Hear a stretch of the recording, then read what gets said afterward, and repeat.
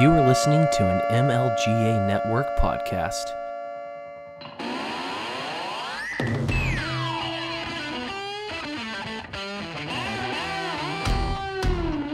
Welcome to Make Liberty Great Again, the best damn Liberty podcast that you've never heard of. Phil and I will be your guides as we peer into the ridiculous reality of our society and our government. Let's get to it. Welcome to Make Liberty Great Again. This is not going to be your typical episode. I have been on hiatus for a little while. My whole family moved from Georgia up to Pennsylvania. It was a whole thing, very long, very tedious. A lot of money spent. A lot of money. Luckily, I was able to not get caught by the cops because, technically I was an illegal immigrant in Georgia, in a sense, since, I never got my license plate renewed while I was there for a year and a half. So my license plates were from Alabama from 2017. So, but yeah, we got lucky.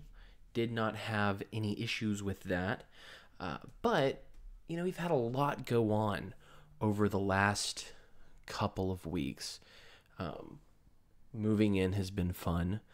We live in this old house that I swear to God I've seen in a horror movie, which gives it a lot of character. It also gives it a lot of fear factor when because typically in every house that we've lived in, the bathroom was directly connected to the bedroom. So if you had to go to the bathroom, you just went to the bathroom. Not in this house.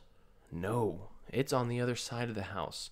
So you get to walk across creepy floors in the dark to the other side of the house to go pee in the middle of the night. You get used to that kind of thing pretty quickly. But the first couple of nights, you hear the creaking, and somehow you're walking on the floor, and the sound and the creaks go upstairs somehow. So it sounds like not only you're walking, but someone else is upstairs walking around, and it's not you, obviously. It's not your wife because she's asleep. None of the kids are awake. But no, it's been interesting. But I decided we're going to be coming back from our hiatus, and we're going to try something a little bit different. We've had some criticism, constructive criticism, if you want to call it that our work came across as scripted. Do you know why that is? Because we scripted it.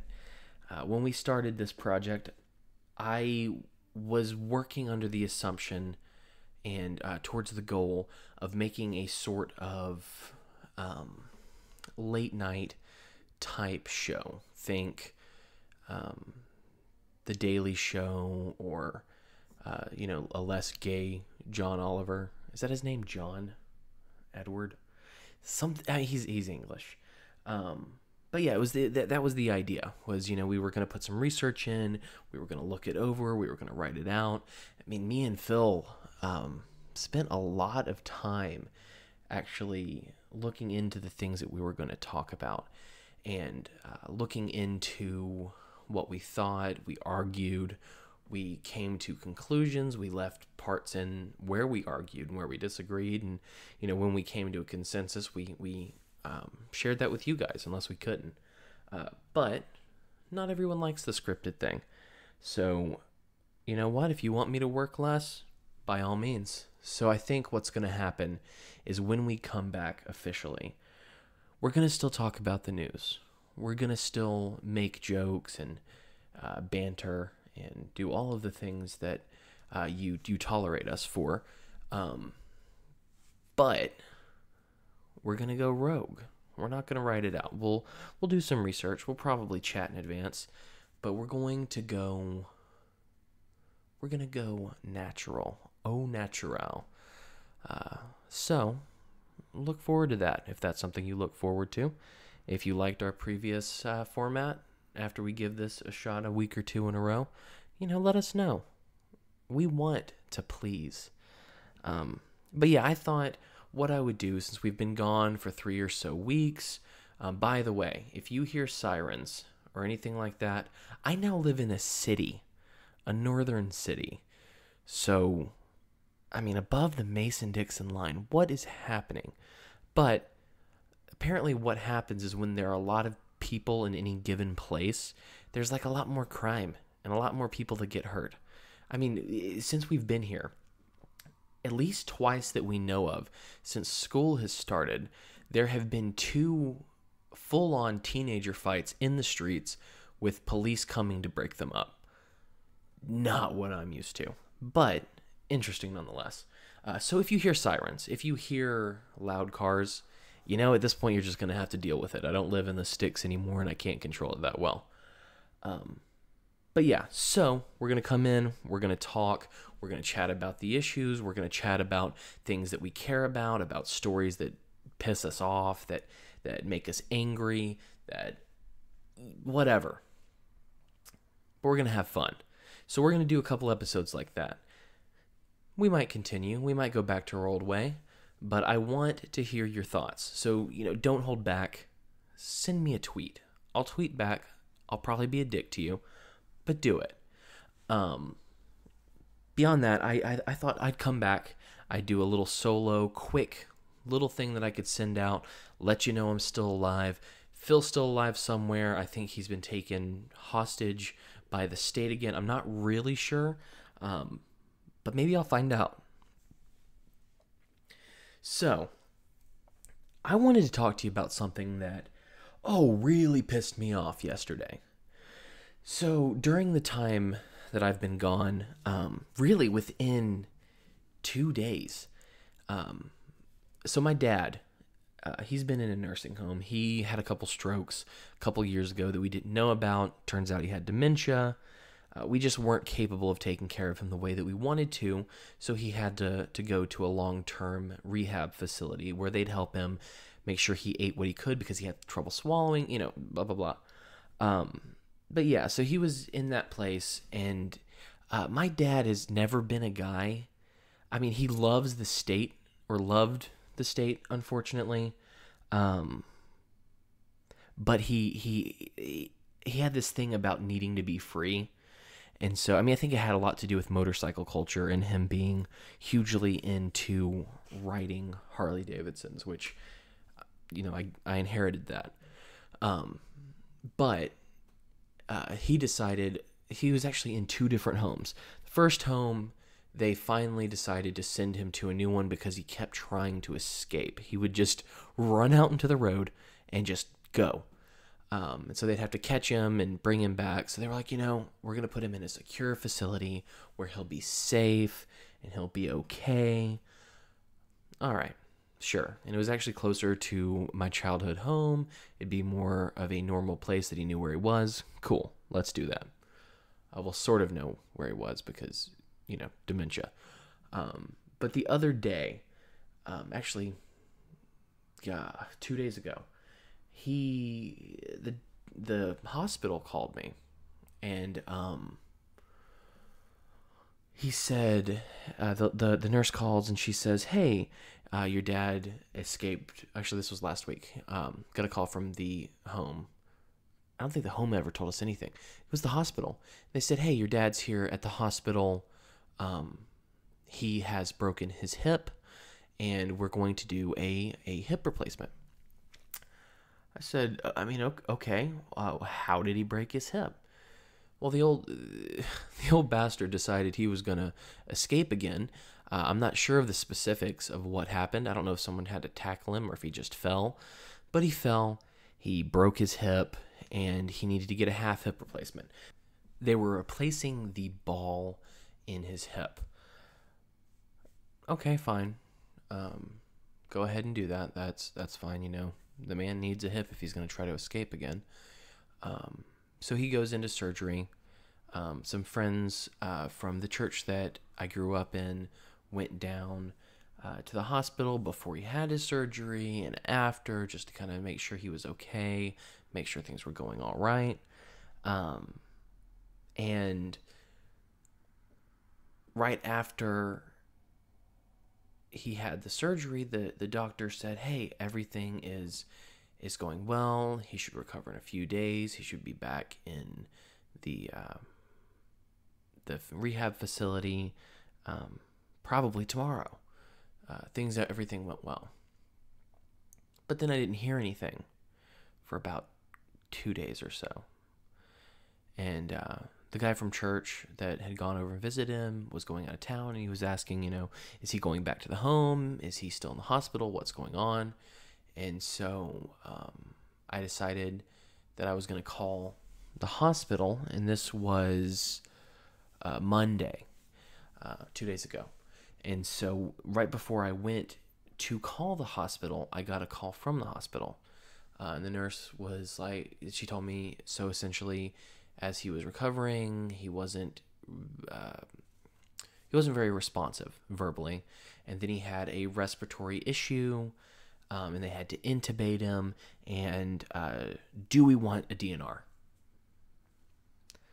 I've heard horror stories of people, especially older people who have had some of the issues my dad has had, who get resuscitated, and with the dementia and all that, oxygen not being in the brain can just make it worse. Chest compressions, you can get broken ribs from that. And so I called my siblings, and we talked out what we were going to do, what we needed to do, etc. Called them back and said, yeah, if something happens, we don't want him to be in pain and to have brain damage that'll just make his life more miserable than it is right now. We'll just go ahead and do that. Next day, at about 10:30, I guess, yesterday, got a call from the nurse. I missed it. I was actually editing a "Thank You for Your Servers" episode, and I was just kind of working on that. I've got it so that numbers I don't know don't come through on my phone, So I didn't see it, and then I eventually called him back, and they let me know that my dad had passed away at 9:55 that morning. It's very sad. Right now, there's that emotional highs and lows that you go through when something like that happens. But here's what pissed me off. My dad wants to be cremated. He doesn't want to be buried. He doesn't want any of that. He wants, what was it? He wants to be cremated, and then he wants me to take his ashes and ride my motorcycle and let him out near his favorite beach in Florida. So, that's the plan. Talking to my siblings, they really wanted to see his body for closure. I don't really want to do that. Just personal preference. My wife, her mother passed away, 2 years ago, and she said that was one of the worst things she did was viewing the body. But sorry for the sad episode. I'm going to get to the pissed off part in a second, though. But I didn't want to see the body. So Dad's in a morgue. He's refrigerated, and he has a couple of days in that refrigerator in the cold where he won't deteriorate. They'll be able to go in and look at the body and say their goodbyes, essentially. So I get a call from the hospital again, and they were like, hey, so we want your dad's eyes. I'm sorry, that's so creepy to me. Dad was an organ donor. I'm not really into it. I'll talk to my siblings and let them know. And she said, in order for us to get those from him and to honor his wishes, we need to do it before he's embalmed. I was like, let me talk to my siblings.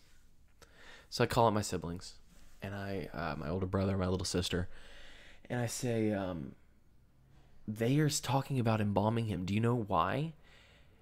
And this is the part that pisses me off. So they want to see the body, which is fine. I understand it. They can do that. As it turns out, the state of Alabama has a law that says that in order for family to view the body has to be embalmed within 24 hours of the death. So my brother and sister who wanted to see this body are throwing down $500 to an embalmer to have the body embalmed and pumped full of chemicals that are unnecessary since he's being refrigerated and will just be burned up when he's cremated. It helps nothing. It's an ancient thing that people did. It started with Abraham Lincoln because they wanted to parade that bastard around the whole United States and show the president that died for us, that died for our freedom. Great. Wonderful. But that became a fad. It's a stupid fad. It's an unnecessary fad with the refrigeration that we have right now. Not needed. It's stupid. But the state decided that what they wanted was to line the pockets of the embalmers. They wanted to have their crony capitalism. They decided that in order for my siblings, who have every right to look at my dad's body, can't do that unless they pay a fee to some man who struck a deal in Montgomery, Alabama to get his way so that his business didn't go bankrupt. That's screwed up. This is just another example of the state feeling like they own your body and my body, my dad's body. They think that because you died in the square mileage of Alabama or Pennsylvania or Texas or wherever you are, that they can make the decision that your body, your dead body, that belongs to you and then your family, can't be looked at until it's been embalmed, until an unnecessary procedure that will not last and will not matter is done. I was talking to a guy in the Make Liberty Great Again group, and I told this story there, and he was saying, this is the bad thing about death, because death is such a moneymaker for the state, because the grieving people, most of them aren't like me or like him or like you guys. They don't see this stuff and see what's going on. They just see, my dad died. I want to see him one more time. If I have to pay $500, I'll pay it. They take advantage of that. They take advantage of you. They're taking advantage of my brother and sister. It's what they do. They think they own your body, and they will flex that belief even after you're dead. It's disgusting. It's sick, and it makes me angry. So yeah, I just wanted to talk about that for a minute. Send me a tweet. Let me know your thoughts. Send me an email if you want. I don't care. Me and Phil will be back very soon. I also have some other projects that I'm working on that I'm really excited to announce. There are two primary ones that I'm focusing on. But yeah, I can't wait to let you guys know about that. I will be back soon, and I will have a much more handsome man with me. Keep it sane, man. Keep it free. Fight the state.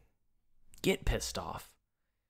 Let them know what you think when they tell you they don't, when they tell you that they own you. When they tell you that your body doesn't belong to you. When they tell you that you can't make money to cover the cost of your funeral by selling your organs. You know how I feel about this stuff. Either way, have a great day, a great night, a great morning, whatever you're doing right now. Have a great time at it. We will see you soon.